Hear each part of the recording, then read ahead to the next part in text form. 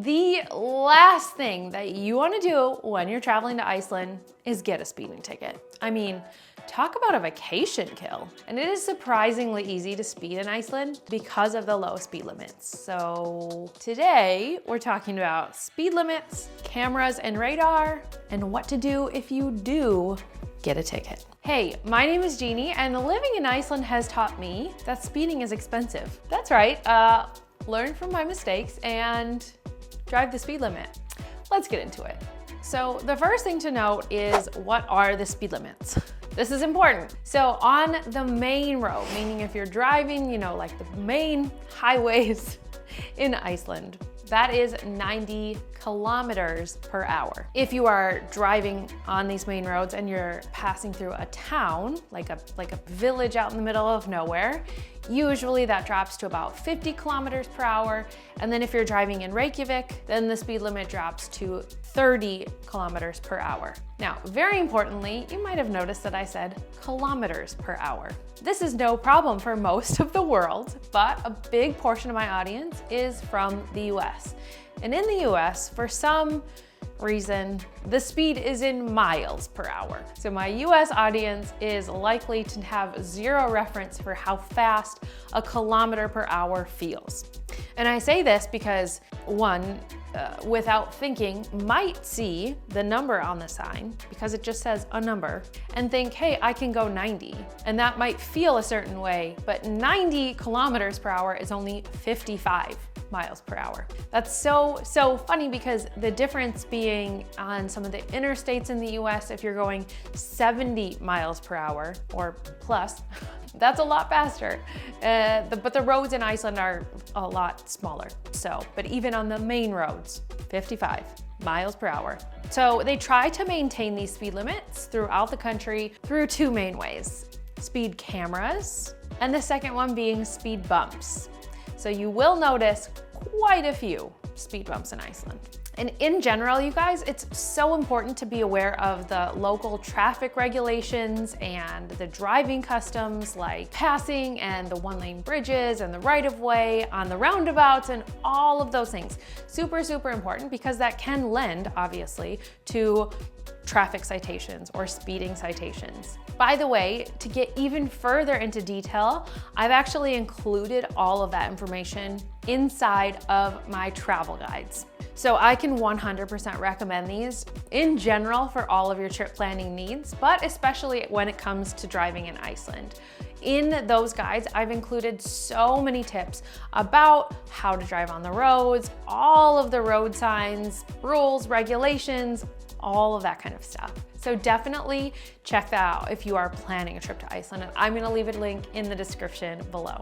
All right, moving on to speed cameras. So I mentioned this is one of the ways that the speed is monitored and controlled throughout Iceland. In my personal experience from 8 years of driving around all parts of Iceland, I have noticed that it is very, very rare for an individual police car to stop and be taking radar as a means to pull people over. That's not really a thing. I have seen it, but maybe a handful of times. It's very rare. More commonly is that there are various speed cameras set up throughout the country. So these cameras are, placed in all over various locations, and they're taking their radar constantly. With that, taking a picture of your license plate and then obviously documenting if a citation is in order based on how fast you're driving. This is super important because you could be driving on a long stretch of road in South Iceland or North Iceland and think,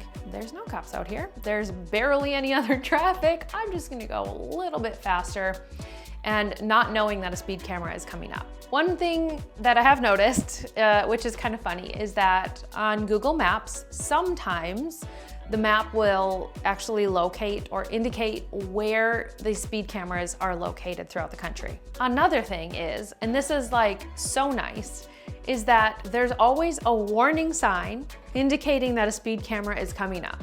so that before you get to the speed camera, there's a sign that says police camera or radar enforced. It's like a sign of a camera. And that's warning you that within the next few kilometers, you can expect to have a radar enforced speed camera. So slow down.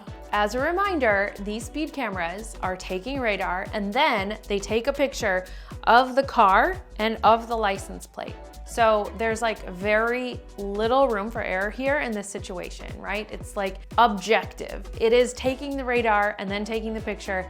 And from there, that is how you get a ticket. Now, keep on listening because I'm gonna talk about what to do if you get a ticket and how to pay for it and everything like that. So let's say you do get caught speeding. You ignored all the warnings. You're just going really fast. There are two options in which like the repercussions would happen. Number one, you would get pulled over. So if a police car was out taking radar and they saw you, then you could get pulled over. That is an option, right? It's less likely, but it could still happen. The second thing is that you could automatically just be sent that citation. The reason that this is important is because number one, if you're renting a car in Iceland, it will probably be sent to your rental car company. If it's not, then you could be sent it in email or even by mail, but that's less likely. The other thing to know is that that could take a very long time to actually arrive to you. It doesn't happen immediately, like where it's sent within minutes. I've heard cases where it's been sent with up to a few weeks later. However, if you, for example, were coming from Europe and you took your car on the ferry and arrived, and it was your vehicle that's getting the citation, and then it might be delivered to you via post mail.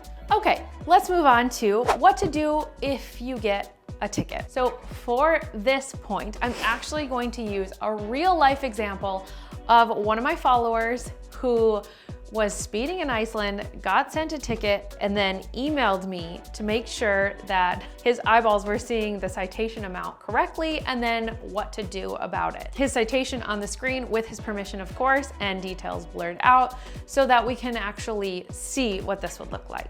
So when my follower sent me a picture of his citation, the first thing that he wanted to know was, is this real? Like, is it authentic? Am I being scammed? Because I'm not about to send a couple $100s to a scam, right? And in this case, I said, yes, it is real because it has the police emblem on it.